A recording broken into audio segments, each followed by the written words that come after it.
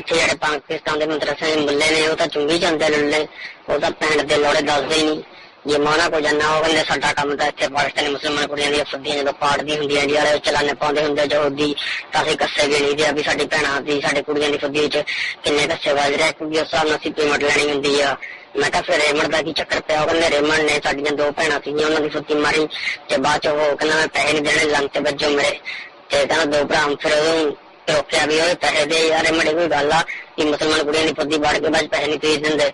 Raymond ਨੇ ਉਹਨਾਂ ਦੀ ਕਹਿੰਦਾ ਬਣ ਚ ਗੋਲੀ ਕੱਢਤੀ, ਪੁਲਿਸ ਆਈ, ਪੁਲਿਸ ਵਾਲੇ ਨੂੰ ਰੇਮੰਡ ਨੇ ਗਾਲਾਂ ਕੱਢੀਆਂ, ਰੇਮੰਡ ਦੇ ਲਾਂਦੇ ਚੁੱਪੇ ਵੀ ਮਰੇ। ਲਾਹੌਰ ਦੀ ਪੁਲਿਸ ਨੇ ਇਹ ਹਾਲ ਆ, ਲਾਹੌਰ ਦਾ ਹਾਈ ਕੋਰਟ ਦਾ ਜੱਜ ਵੀ ਕਹਿ ਰਿਹਾ ਕਿ ਪਾਕਿਸਤਾਨ ਦੀ ਗਾਂਢ ਫਟਣ ਦੇ ਵਿੱਚ ਅਮਰੀਕਾ ਇੰਡੀਆ ਬਰਾਬਰ ਹੱਥ ਆ, ਇੰਨਾ ਕੁਛ ਹੋ ਰਿਹਾ। ਏਦਾਂ ਸਾਡੀ ਭੈਣਾਂ ਚੋਦੀਆਂ ਜਾ ਰਹੀਆਂ ਨੇ ਤੇ ਜਰਦਾਰੀ ਸੜਾ ਕੱਟੇ ਫਰਕ ਦਾ ਉੱਥੇ ਰਾਸ਼ਟਰਪਤੀ ਘਰ ਚ ਬੈਠਾ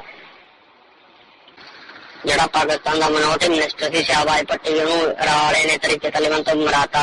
ਹੁਣ ਅਮਰੀਕਾ ਕਹਿੰਦਾ ਕ੍ਰਿਸਚਨ ਦੀ ਮੌਤ ਹੋਈ ਹੈ ਪਾਕਿਸਤਾਨ ਚ, ਤਾਂ ਇੱਥੇ 1 ਲੱਖ ਕੁੜੀਆਂ ਦੀ ਫੁੱਦੀਆਂ ਮਦਰਸਿਆਂ ਚ ਮੁਸਲਮਾਨ ਕੁੜੀਆਂ ਦੀਆਂ ਫ੍ਰੀ ਚ ਮਾਰੀ ਜਾਣਗੀਆਂ, ਕੋਈ ਪੈਸੇ ਨਿਕਲ ਜਾਣਗੇ। ਨਾਟੋ ਦੀ ਫੋਰਸ ਆ ਕੇ ਸਾਡੇ ਮਦਰਸਿਆਂ ਦੇ ਵਿੱਚ ਮੁੱਠ ਮਾਰਦੀ ਹੈ, ਗੰਦ ਪਾਉਂਦੀ ਹੈ, ਅੱਲਾ ਦੀ ਗਾਂਢ ਮਾਰਨ ਦਾ ਪੂਰਾ ਉਹ ਬੰਦੋਬਸਤ ਕਰਦੀ ਹੈ। ਇਹ ਭੈਣ ਚ ਨਬੀ ਨੇ ਇਹ ਨਹੀਂ ਕਿਹਾ ਸੀ ਵੀ ਆਪਣੀ ਭੈਣਾਂ ਚ ਤਾਂ ਕੇ ਪੈਸੇ ਨਾ ਲਓ।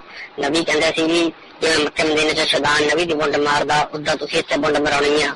ਪਰ ਭੈਣ ਦੀ ਨਾਲ ਇੱਕਾ ਕੁਛ ਹੋਰ ਹੀ ਹੋ ਰਿਹਾ। ਤਾਲਿਬਾਨ ਵੀ ਸਾਡੇ ਜਿਹਾਦ ਦੇ ਨਾਂ ਤੇ ਸਾਡੀ ਭੈਣਾਂ ਦੇ ਖੁੱਦੇ ਬਰਬਾਦ ਕਰ ਰਹੇ ਆ। ਸਾਡੀਆਂ ਭੈਣਾਂ ਚੋਚ ਕੇ ਸਾਲੇ ਭੱਜ ਜਾਂਦੇ ਆ, ਬਸ ਕਹਿੰਦੇ ਇੰਡੀਆ ਚੋਦੀਆਂ। ਪਤਾ ਨਹੀਂ ਲੱਗਦਾ ਸਾਡੀ ਭੈਣਾਂ ਦੇ ਖੁੱਦਿਆਂ ਦਾ ਇੰਨਾ ਮਾੜਾ ਹਾਲ ਆ ਕਿ ਉਹਨਾਂ ਚ ਜਦੋਂ ਟੈਸਟ ਕਰਾਓ ਤਾਂ ਭੈਣ ਚੋਂ ਪਤਾ ਲੱਗਦਾ ਇਹਦੇ ਚ 2-3 ਲੱਖ ਇੰਡੀਆ ਵਾਲਾ ਵੀ ਗਿਆ, ਯਹੂਦੀਆਂ ਦੇ ਵੀ ਗਏ ਨੇ। ਭੈਣ ਦੀ ਲੰਨ ਬੁੰਡ ਫੱਟੀ ਪਈ ਆ ਸਾਰੀ। ਕੀ ਗੱਲਾਂ ਪਾਕਿਸਤਾਨ ਦੀ ਗਾਂਢ ਚ ਲੱਲਾ, ਪਾਕਿਸਤਾਨ ਦੇ ਮੁਸਲਮਾਨ ਕੁੜੀਆਂ ਦੀਆਂ ਫੁੱਦੀਆਂ ਤੜ ਕਰਕੇ ਇੰਡੀਅਨ ਅਮਰੀਕਨ ਪਾੜ ਰਹੇ ਨੇ ਕਸ਼ਮੀਰ ਦੇ ਵਿੱਚ। ਇੰਡੀਅਨ ਆਰਮੀ ਦੇ ਬੰਦੇ ਸ਼ਰੇਆਮ ਮੁਸਲਮਾਨ ਪਾਕਿਸਤਾਨੀ ਕੁੜੀਆਂ ਦੀ ਫੁੱਦੀ ਮਾਰਦੇ ਨੇ ਤੇ ਬਾਅਦ ਚ ਉਹਨਾਂ ਦੀ ਫੁੱਦੀ ਦੇ ਵਿੱਚ ਇੰਡੀਆ ਦਾ ਝੰਡਾ ਕਰਕੇ ਕਹਿੰਦੇ ਨੇ ਕਿ ਭੈਣ ਚੋਦੀ ਹੱਲਾ ਉੱਲਾ ਪਾਕਿਸਤਾਨ ਦੀ ਗਾਂਢ ਚ ਲੱਲਾ। ਇਹ ਹਾਲ ਆ। ਜਰਦਾਰੀ ਨੇ ਸਾਡੀ ਭੈਣਾਂ ਦੇ ਫੁੱਦਿਆਂ ਦਾ ਸੌਦਾ ਅਵਾਮਾਂ ਨਾਲ ਕਰਾ ਕੇ ਸਾਡੀ ਭੈਣ ਚੱਦਣ ਦਾ ਪੂਰਾ ਕੰਮ ਕੀਤਾ। ਤੁਹਾਨੂੰ ਪਤਾ ਜਿਹੜਾ ਹਮਦ ਕਰਜਈ ਸੀ, ਇਹ ਮੇਰੀ ਅੰਮੀ ਸੀ ਜਿਹੜੀ ਕੁਸੀ ਸ਼ਾਜੀਆ, ਉਹਦੇ ਨਾਲ ਮੇਰਾ ਸੰਬੰਧ ਸੀ ਤੇ ਮੈਨੂੰ ਵਿੱਚ ਸ਼ੱਕ ਪੈਂਦਾ ਹੈ ਕਿ ਸ਼ਾਇਦ ਮੇਰਾ ਅਸਲੀ ਪਿਓ ਹਾਮਦ ਕਰਜਈ ਹੈ। ਮੈਂ ਆਪਣੀ ਅੰਮੀ ਤੋਂ ਪੁੱਛਿਆ ਤਾਂ ਮੇਰੀ ਅੰਮੀ ਕਹਿੰਦੀ ਲਾਂਤਾਂ ਮੈਂ ਇੰਨਿਆਂ ਦੇ ਲਏ ਨੇ, ਵਿੱਚ ਇੰਡੀਅਨ ਦੇ ਵੀ ਲਏ ਨੇ, ਯਹੂਦੀ ਦੇ ਵੀ ਲਏ ਨੇ। ਉਹ ਕਹਿੰਦੀ ਪਤਾ ਨਹੀਂ ਵੀ ਤੇਰਾ ਅਸਲੀ ਪਿਓ ਕੌਣ ਆ। ਦੇਖੋ ਹੁਣ ਮੈਂ ਆਪਣਾ ਪਿਓ ਕਿੱਥੇ ਲੱਭਾਂ?